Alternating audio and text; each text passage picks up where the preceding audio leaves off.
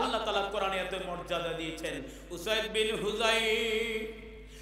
বিন হুযাই অল্পটুকু সময় বলে যায়। উসাইদ বিন হুযাই তাফসীর বলতে একটি ঘোড়া আস্তানায় বগলে কোরআন, একটু ঘোড়া বাঁধা ছিল, কোরআন তেলাওয়াত করে। উসাইদ বিন হুযাই কোরআন তেলাওয়াত করে, ঘোড়াটা লাফালাফি করে। আবার কোরআন তেলাওয়াত বন্ধ করে, আবার ঘোড়া লাফালাফি বন্ধ হয়ে যায়। কোরআন তেলাওয়াত করে, আবার ঘোড়া লাফালাফি করে। এইবার করতে করতে কোরআন বন্ধ করে দিয়া উসাইদ বিন হুযাইর ঘোড়াটা পাশে এহিয়া তার সন্তান এহিয়াকে তার সোয়ানে ছিল। উনি বলতেছে মনে হয় পদতলি হতে পারে, মনে হয় সন্তানটা পদতলি হইতে পারে। এই বলে তখন তাকে ঘোড়াটা আনতে গেলেন, কোরআন বন্ধ করে এটা সন্তানটা আনতে গেলেন। যখন সন্তানটা নিতে গেলেন উপর দিকে তাকাইলেন, মেঘাচ্ছন্ন এবং মেঘাচ্ছন্ন সাইমানার মতো প্রদীপ, তার মধ্য করে প্রদীপ আলো জ্বলছে, জ্বলতে জ্বলতে উপর দিকে চলে গেল। পরে দিন সকালবেলা এইবার আল্লাহ রাসূলের কাছে গেল।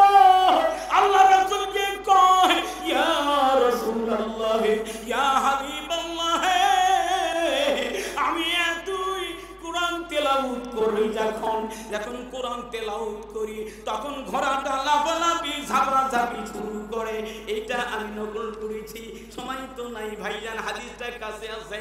উসাইদ বিন হুযাইর বলে, আমি যখন কোরআন তেলাওয়াত করি ওই সময় ঘোড়া লাফালাফি করে, ঝাপাঝাপি করে, আমি বন্ধ করি, ঘোড়া আবার এবার বন্ধ হয়ে যায়। তখন ঘোড়াটি বন্ধ হয়ে যায়, আবার কোরআন তেলাওয়াত করি, ঘোড়া লাফালাফি ঝাপাঝাপি করে।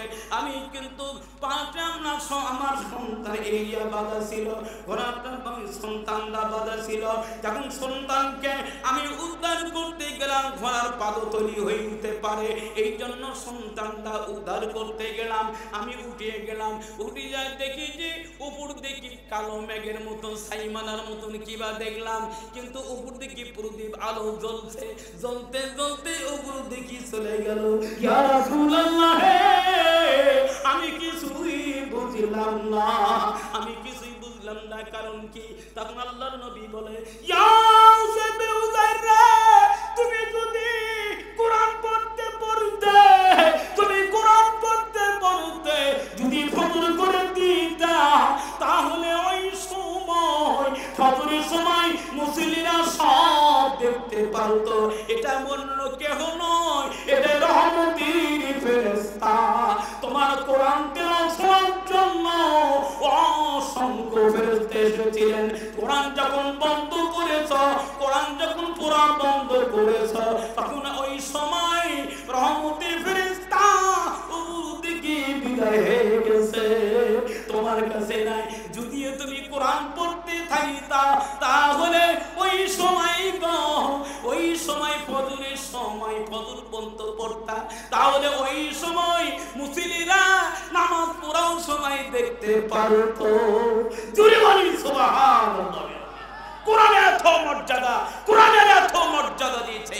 সেই দিন আমি আমার মিস্ত্রিরা কাজ করছে, ওই সময় দেখা গেল যে একটা বাচ্চার গলাতে কাটা ফুটেছে। এই কাটা ফুটেছে, তখন ডাক্তারের কাছে নিয়ে যান, কোথায় কাটা ফুটেছে, কি বুদ্ধি করা হয়, ছোটটা কান্নাকাটি করতেছে। তখন আমি বললাম, কি আমার কাছে নিয়ে বললাম, ফালাউলাই জাবালা কাতিল, কোরআনটা আয়াত পড়লাম, ফু দিলাম। কিছুক্ষণ পরে কোরআন কাঁটা ওই সাউদ নাই, কাঁটা গোলা থেকে উদ্ধার হয়ে গেছে। কোরআন এত মর্যাদা, কোরআন এত মর্যাদা। গোটা সূরা ফাতিহাটা, এই ফাতিহাটাই হলো ফারুকি সূরা। এই ফাতিহাটা হলো শেফা মুক্ত। আল্লাহ কোরআনে আয়াত দিয়া যে কোনো হুজুর সাহেবেরা যখন কাছে আনেন, হুজুর আমার মেয়েটা কান্নাকাটি করে, একটু ঝাড়ফুঁক দেন, সূরা ইয়াসিন দিয়া, সূরা ইয়াসিন কয় ইবসিরুল পর্যন্ত বলে ইয়া রব্বি ইয়া রব্বি ইয়া রব্বি তিনবার বলে ফোন দিয়ে তিনবার ফোন দিয়েছে, আর সন্তান কান্দে না। কত কোরআনের মর্যাদা দিয়েছে। সূরা ফাতিহা পড়ে ফু দেয়, ফু দেওয়ার পরে সঙ্গে সঙ্গে দেখে যে সন্তানটা ভালো হয়ে গেছে, সন্তান রোগ মুক্ত হয়ে গেছে। তাই মহরমান করে আমি সবার অনুরোধ করব, আপনারা আপনার কোরআন, এই কোরআনকে সুন্দর করে মর্যাদা দিবেন, কোরআনের মর্যাদা দিবেন। কোরআন ছাড়া কেউ উঠবেন না। আল্লাহর নবী বললেন, এমন কোরআনকে মর্যাদা দিয়েছেন, এত কোরআনের মর্যাদা। আহারে আল্লাহর নবী বললেন, আহারে যেমন হাদাসানা আবি হুরায়রা আননি উমর মালিক ওয়া হায়াতুন ফারাজি আনিল হাদিয়া হাযা ইসনাদি মিসলাহু সাওয়া ওয়া ক্বালা ইন্না রাসূলুল্লাহি সাল্লাল্লাহু আলাইহি ওয়াসাল্লাম ইবনুল আদ রাজি থেকে বর্ণিত সনদ অনুরূপে হাদিসে বর্ণনা করেছেন। তবে হাদিস তিনি ইন্না রাসূলুল্লাহি বলেছেন, উল্লেখ করেছেন, এবং রাসূল সাল্লাল্লাহু আলাইহি ওয়াসাল্লাম বলেছেন, উল্লেখ করেন নাই। কোরআনে এত মর্যাদা দিয়েছেন, কোরআনের মর্যাদা, এত কোরআনের মর্যাদা দিয়েছেন গো। কোরআনটা যতই আপনি কোরআন পড়বেন, এই কোরআনের মর্যাদা, কিন্তু আপনি কোরআন যেরকম আল্লাহ রাসূল যখন থেমে থেমে পড়েছেন, এইরকম থেমে থেমে যদি পড়েন তাহলে কোরআনের মর্যাদা পাবেন। বালুকার মতন কোরআন তেলাওয়াত করলে মর্যাদা পাবেন না। বালুকার মতন কোরআন তেলাওয়াত করলে আপনি মর্যাদা কখনো পাবেন না। মুসলমান দিনী ভাইরা, কোরআনে এত খেলা, মিডিকের খেলা, কোরআনের বিশাল খেলা আছে, কোরআনের খেলা আছে। এই কোরআন যখন আপনি সুন্দর করে, আল্লাহর নবী বললেন, ইয়া শুনো রে, ওই মুসা শরী নয়, আব্দুল্লাহ বিন মাসউদকে বললেন, হে আব্দুল্লাহ মাসউদ, তুমি কোরআন তেলাওয়াত করো, সুন্দর করে কোরআন তেলাওয়াত করো, সুন্দর করে কোরআন তেলাওয়াত করো। মাসউদ কি যখন কোরআন তেলাওয়াত করার জন্য বললেন, তুমি কোরআন তেলাওয়াত করে, বলে কোরআন তেলাওয়াত এতই মধুর লাগে, ভালো লাগে। আর এবার কোরআন তেলাওয়াত করলেন গো, কোরআন তেলাওয়াত এবার সুন্দর করে সূরা নিসা তেলাওয়াত করলেন, এত সুন্দর করে কোরআন তেলাওয়াত করলেন। কোরআন তেলাওয়াত করতে করতে এত মগ্ন হয়ে গেলেন, আল্লাহর নবীজি দুই চোখের পানি এবার টস টস করে ভিজে যাইতেছে। তখন এবার সাহাবী ডাক্কা দিচ্ছে, আরে কেন এবার আল্লাহর নবী চোখের পানি পড়তেছে, আল্লাহর নবী চোখের পানি পড়তেছে। আল্লাহর নবী কইয়া, এইবার মাসউদ রে, কোরআন তেলাওয়াত এত সুন্দর করে কোরআন তেলাওয়াত করেছ, অন্য পড়া করতে আমার ভালো লাগে, যার জন্য আমি মন দিয়া আমি সুন্দর করে তোমার মতন করে কোরআন তেলাওয়াত শ্রবণ করেছি, সুন্দর করে কোরআন তেলাওয়াত শ্রবণ করেছি। মুসলমান দিনী ভাইরা, কোরআনের মর্যাদা, কেউ কোরআনের মর্যাদা ছাড়া কেউ উঠবেন না। আনাসে কানাসে আপনারা কোরআনের, যেখানে কোরআনের, এখানে কোরআনের একটা প্রতিষ্ঠান আছে, কোরআনের মর্যাদা দিয়েছে মহিলারা। অনেক মহিলার দেখলাম, কোরআনের পাখিরা আমাদের নামটি গ্রামে তো আছে, কোরআনের পাখিরা যখন কোরআন তেলাওয়াত করে রাতে 3টায় ওঠে, রাতে 3টার সময় কোরআন পাখিরা যখন কোরআন তেলাওয়াত করে, ঘুম নাই।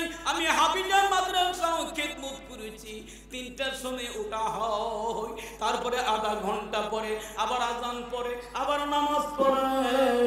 এই কোরআনের উপর হাফেজারা এত মর্যাদা, এই কোরআনের উপর হাফেজারা এত কষ্ট করে পড়ে, যার কষ্ট পর শেষ নাই। রাত ফজর হয়ে যায়, ওই সময় তবু কোরআন পড়া শেষ হয়ে যায়। নামাজ যখন শেষ হয়ে যায়, সবক দেয়, এবার সবক দেয়, আমুদকা দেয়, নজর আনা দেয়, আমুদকা দেয়, সবক দেয়, শুনানি দেয়, দোয়ার পড়ে। এই ছাত্ররা আবার শুয়ে পড়ে, ঘুম পাড়ে, আবার দিনে 12টায় তার আগে গোসল করে, আবার সন্তানেরা আবার 12টায় খেলার বসে, 1টার সময় নামাজ পড়ে, আবার 3টার সময় বসে, এই পর্যন্ত 3টায় বসে, মাগরিবের পর আবার পড়ে, মাগরিবের পর রাত 9টা পর্যন্ত পড়ে। কোরআনের পাখিরা এতই মধুর করে কোরআন তেলাওয়াত হয়, যেই জায়গায় কোরআন তেলাওয়াত হয় ওই জায়গায় ওই আশপাশে কোনোদিন শয়তান স্পর্শ করে না, ওই পাশে আশপাশে শয়তান থাকে না। আস্তে আস্তে যতই কোরআন তেলাওয়াত করতে থাকে, ওই আশপাশে দিয়া, ওই বাড়ি মাদ্রাসা থেকে শুরু করে বাড়ি আশপাশে দিয়া রহমতে ফেরেশতা দিয়া পরিপূর্ণ হয়ে যায়। জোরে বলি সুবহানাল্লাহ। وعن عثمان قال قال رسول الله صلى الله عليه وسلم خيركم من تعلم القرآن وعلمه رواه البخاري আল্লাহ নবী বললেন সর্বশ্রেষ্ঠ পৃথিবীর বুকে যত নবীর নাটক আছে গো, যত নবর নাটক আছে এইরকম কোন মধু লাগে না। যত নবের নাটক আছে, যত ভুলিয়াম আছে, এইরকম উত্তম বলা যায় না। সবচাইতে খৈরকম যেই ব্যক্তি কোরআন পড়ে অপরকে শিক্ষা দেয় গো, যেই ব্যক্তি কোরআন পড়ে অপরকে শিক্ষা দেয়, ওই ব্যক্তিটা হলো সর্ব উত্তম সর্বশ্রেষ্ঠ। ওই ব্যক্তি যখন মার জন্য গো, মার জন্য প্রাণ ঢালা কান্দে, ইতিমধ্যে বাইজান আমি মুমিন সিং গেলাম মাহফিল করতে, একজন গরিব মেধাবী গো, একজন গরিব মেধাবী, আহারে টাকা নাই পয়সা নাই, বাবা নাই, বাবা দুনিয়াতে চির বিদায় হয়ে গেছে, এবার বাবাজি বিদায় হয়ে গেছে। মা পরিশ্রমী করে এত কষ্ট করে গো মা সন্তানকে পড়াইছে, কিন্তু সন্তানের খানা বিনা লাগে না। এবার কোরআনটা নিবে, কোরআন নিবার জন্য কোরআন হাতে নিবে, মার কাছে বড় আশা করেছে। মা গো দুই চোখের পানি ফালাইয়া কান্দে। অত সন্তানেরা যারা বাবা আছে, যার মা আছে, ওই সন্তানেরা হাসতেছে। ওই সন্তানের মা নাই বাবা নাই, ওই সন্তানের মা নাই বাবা নাই।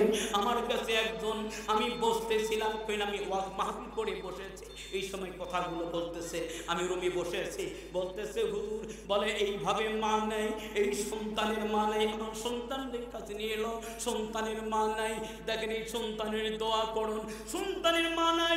সন্তান গো, ওই সন্তান কান্না করতেছে, দুই চোখের পানি দিয়া বুক ভিজে যাইতেছে। সন্তানকে জিজ্ঞাসা করলাম, বাবা রে তুমি কি জন্য কান্না করো রে বাবা, তুমি বলো, তুমি কি তোমার টাকা দরকার? পকেটে থেকে আমি মানি ব্যাগ থেকে টাকা বার করলাম, সন্তান কিন্তু টাকা চাই না। বলে হুজুর আমি চাই না, আমি আমার জন্য আপনি দোয়া করবেন। আমি কোরআনে হাতে কি জন্য কান্না করি, আমি ঠিক না টাকা দিত, আমার মা নাই, জানা বাবা নাই, এই জন্য আমি কান্না করেছি, আমার কান্না করেছি। আমি বললাম বাবা রে, তাহলে সকালবেলা বললাম বাবা তোমার বাসা কোথায়? নিম্নপক্ষে 2 কিলোমিটার ফাঁকে, আমি আর যাইতে পারলাম না। বাবাজি গো, তাহলে ওই সন্তানরা এত কান্না করে, ওই সন্তান দোয়া করিতেছে, হুজুর গো মার জন্য আমি কি দোয়া করব, মার জন্য আমি কি পানা চাইব, মার জন্য আমি কি পানা চাইতে পারি? রাব্বির হামহুমা কামা রাব্বায়ানি সগীরা। মার জন্য এই দোয়া তুমি বেশি বেশি করে পড়বে। আল্লাহুম্মা গফির লাহু ওয়ারহামহু ওয়াআফিহি ওয়া'ফু আনহু ওয়া'আকরিম নুজুলাহু ওয়াসি' মাদখালাহু ওয়াগসিলহু বিল মাই ওয়াস-সালজি ওয়াল বারদি ওয়ানাক্কি মিনাল খাতায়া কামা ইউনাক্কা সাওবুল আবিদ মিনাদ দানাসি ওয়াদিলহু দারান খায়র মিন দারিহি ওয়া হালান খায়র মিন আহলিহি ওয়া যাওজান খায়র মিন যাওজিহি ওয়া'আদখিলহুল জান্নাতা ওয়া'ইদহু মিন আযাবিল কবর ওয়া মিন আযাবিন নার। বাবারে তুমি এই দোয়া কি পারো? বলে হুজুর আমি পারি না। তাহলে তোমার হুজুরের কাছ থেকে এই দোয়াটা পড়বে। আর কি পড়বো হুজুর? আল্লাহুম্মা ইন্নী আউযু বিকা মিন আযাবি জাহান্নাম ওয়া আউযু বিকা মিন আযাবিল কবর ওয়া আউযু বিকা মিন ফিতনাতিল মাসিহিদ দাজ্জাল ওয়া আউযু বিকা মিন ফিতনাতিল মাহইয়া ফিতনাতিল মামাত। আয়েশা সিদ্দিকা রাদিয়াল্লাহু তাআলা আনহার কাছে একটা ইহুদি মহিলা আসলো। ইহুদি মহিলা এসে বলতেছে আমাকে কিছু খেতে দেন, আমাকে কিছু খাইতে দেন, আমাকে কিছু খাইতে দিলে আপনি জান্নাত, আপনি কি পাবেন? আপনি আমাকে খেতে দিলে মনে হয় আপনার কিছু নাজাত হবে কবরের আযাব থেকে, আর দুনিয়ার আযাব থেকে, দুনিয়ার ফিতনা থেকে, জাহান্নামের মুক্তি থেকে মুক্তি পাবেন। এই কথা যখন বললেন, বলতে বলতে আল্লাহ রাসূল আসা পর্যন্ত মহিলার সাথে প্যাচ পাকাইতেছে। ইতিমধ্যে আল্লাহর নবী আসলেন, বললেন দেখো মহিলা কি বলে, বলে একে নাকি সাহায্য করলে এখন নাকি সাহায্য করলে দাজ্জালি ফিতনা থেকে রক্ষা পাওয়া যাবে এবং জাহান্নামের আগুন থেকে মুক্তি পাওয়া যাবে। তখন বলল আল্লাহর নবী দু হাত তুলে এমন সুন্দর করে দোয়া করলেন, বুক ভাসাইয়া দিলেন, দুই চোখের পানি ফেলাইয়া আপনি বুক ভিসাইয়া দিলেন। তাই বলে এক মোটে নয়, একসঙ্গে নয়, একা একাই যে বুক ভিসাইয়া দিয়ে কান্না করবেন, বুক ভাসাই বাবা এইগুলো দোয়া পড়বে। বাবা বাবা যেই বললাম হুজুর একটাও তো জানি না, তাহলে তুমি হাবিজি মাদ্রাসা পড়ো তো, তার দিয়ে যারা বড় বলবে তার থেকে লিখে নিয়ে তুমি আমলগুলো করবে, তাছাড়া আমার কিছু নাই। ইয়া হুজুর, হুজুর গো দয়া করে দোয়া করবেন আমার জন্য জান্নাতে নসিব করে, সন্তান মার জন্য জান্নাতে নসিব করে চাই। ও মায়েরা বায়েরা, অনেকই মায়ের অনেকই সন্তানের বাবারা মায়েরা গরিব সন্তানকে মাদ্রাসায় দিয়ে এসেছেন, গরিব সন্তানে মাদ্রাসায় দিয়ে এসেছেন। ছেলে মেয়ে হোক এবং ছেলে হোক, গরিবের সন্তান দেয়, মেধা ছাত্র তাগাও দেয় না, মেধা ছাত্র দিতে চায় না। বলে ঠিক না বেটি? আমি দুঃখ পাইলাম এক জায়গায়, আমি নাম বলবো না, 10 জন ছেলে জানাজার করার লোক নেই, জানাজার করার লোক নাই। বড় দুঃখের বিষয়, বাবার জানাজার সামনে জানাজার করবে, এই জানাজার করার লোক নাই। আপনার সন্তান যদি হাফেজ হয়, আপনার সন্তান 30 পারা কোরআনের হাফেজ হয়, আপনার সন্তান আপনার জানাজার করবে। আপনি এইভাবে যখন আমি ইমাম